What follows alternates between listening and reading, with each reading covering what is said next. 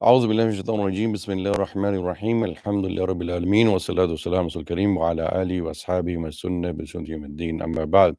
My dear brothers and sisters in Islam, Assalamu alaikum wa rahmatullahi wa barakatuh. As you are preparing for your Laylatul Qadr, for your night of power, we would like to give you some tips. 10 tips I would like to share with you and give you so that you can make the most and best of productivity of your Laylatul Qadr.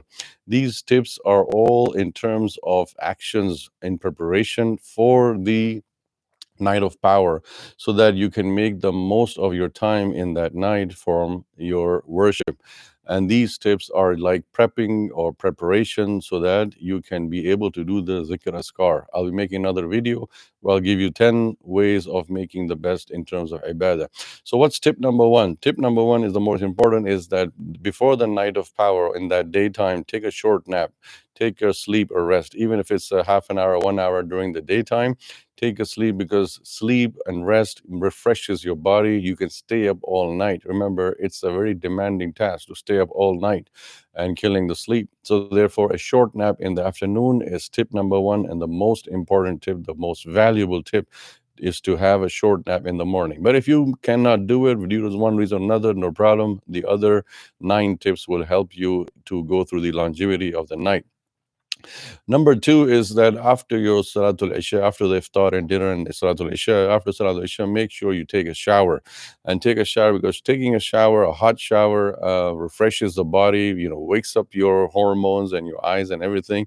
So you're able to be more fresher throughout the night. Because remember, it's a marathon. It's a whole time thing, from whole night thing. So you need to build stamina. And taking a good fresh shower is a very important thing. That's tip number 2. Tip number 3, after the shower, make sure you wear new, fresh clothes, iron clothes, neat and clean, fresh from the laundry.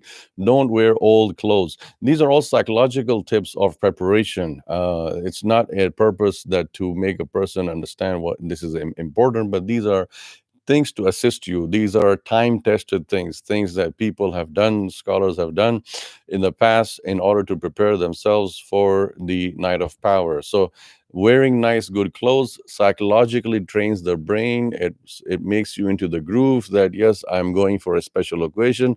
Remember, like I said in my khutbah today, that the night of power is a night of meeting the special guest, the guest of honor, chief guest, Jibreel alayhi salam. So you're putting on fresh clothes, because wearing old, shabby clothes, unironed clothes, it makes the person psychologically into a very lazy, lethargic kind of thing. Wearing crisp, fresh, neat clothes makes the person, active, energetic, and motivated in towards a task. So that's tip number 3. Tip number 4, inshallah, for preparation, very important, is that after you put on the clothes, put some fragrance, put some smell, some musk, some beautiful smell, because it's like you're going for like a wedding, or you're going for some special occasion. You're going to meet somebody. Number 1, you're going to meet Allah subhanahu wa ta'ala in Laylatul Qadr.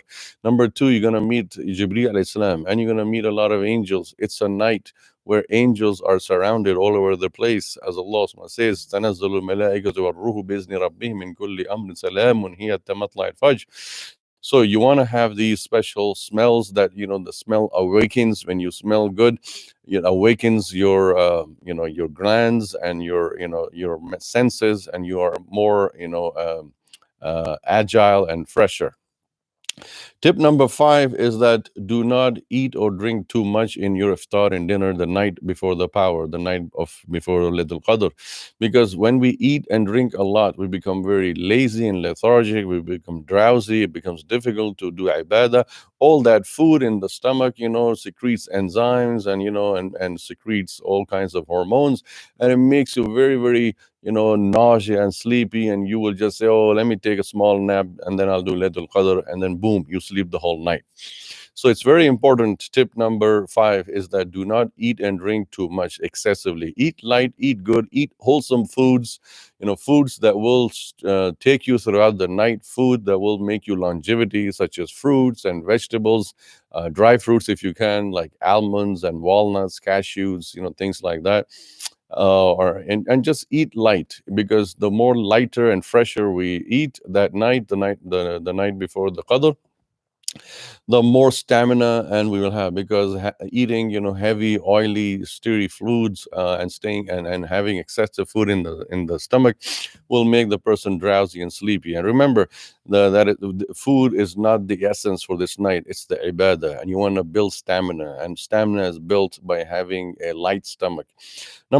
Tip number 6 is, remember to do not drink too much of tea and coffee, too much of caffeine, because then you'll be going to the bathroom again and again. You want to concentrate on ibadah. You don't want to have disturbance. So try to drink tea and coffee, or take caffeine or something that would, give you enough waking hours for the night of Qadr, night of power.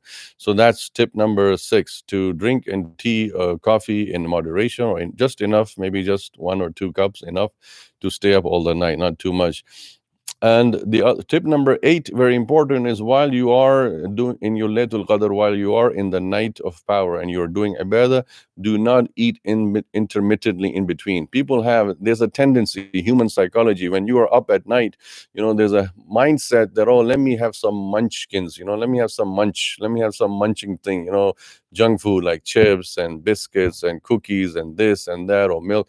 When you are in ibadah, you want to focus on ibadah. You're like an athlete, you're like a sports person. You want to make it through the whole night, the night of power, night of Qadr.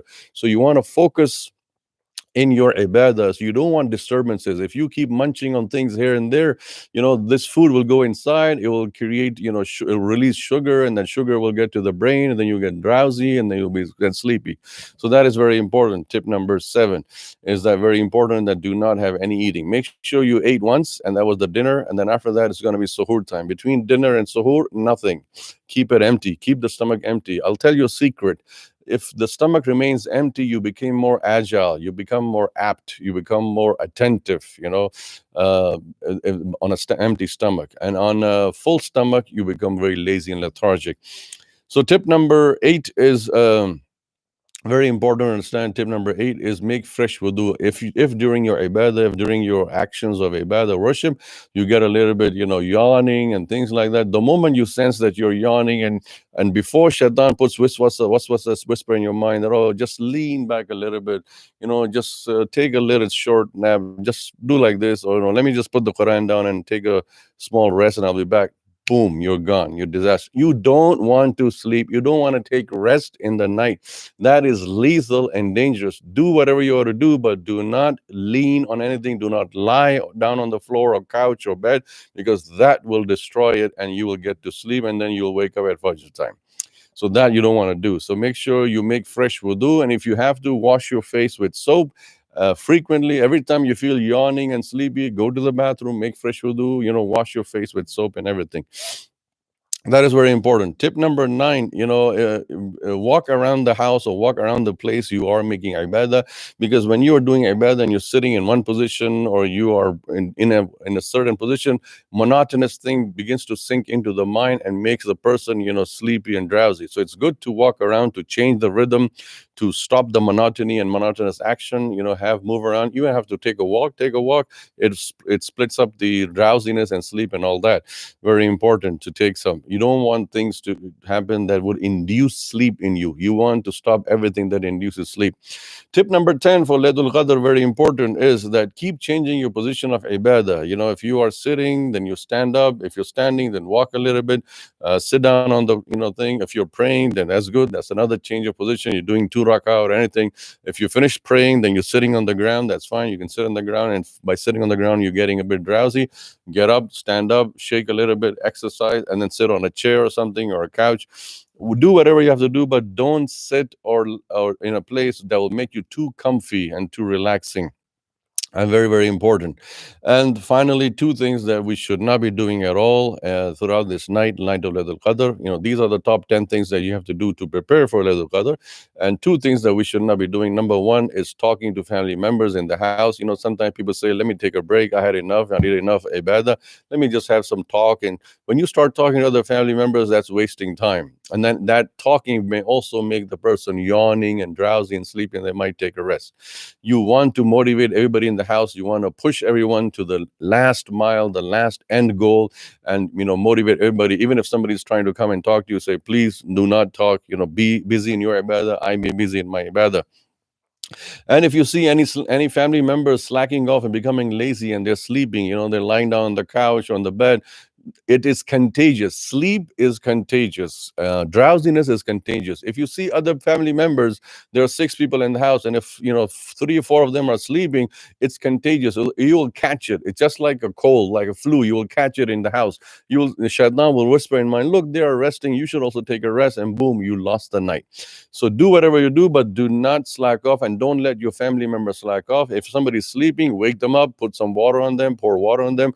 It is mentioned in the hadith of Rasulullah that he used to wake up his family members in the night of Qadr. He used to wake them up and stay up all night. And the key is to stay up all night. Do not let anyone, even if your son or daughter is sleepy, getting something, wake them up. Try to motivate them to keep up. These are the important tips for Laylatul Qadr. You want to do these things, inshallah, to get the best of the night of power, night of Qadr. And inshallah, if you follow these 10 tips, then you will see that this will make you the most productive Laylatul Qadr. Wassalamu alaikum wa rahmatullahi wa barakatuh.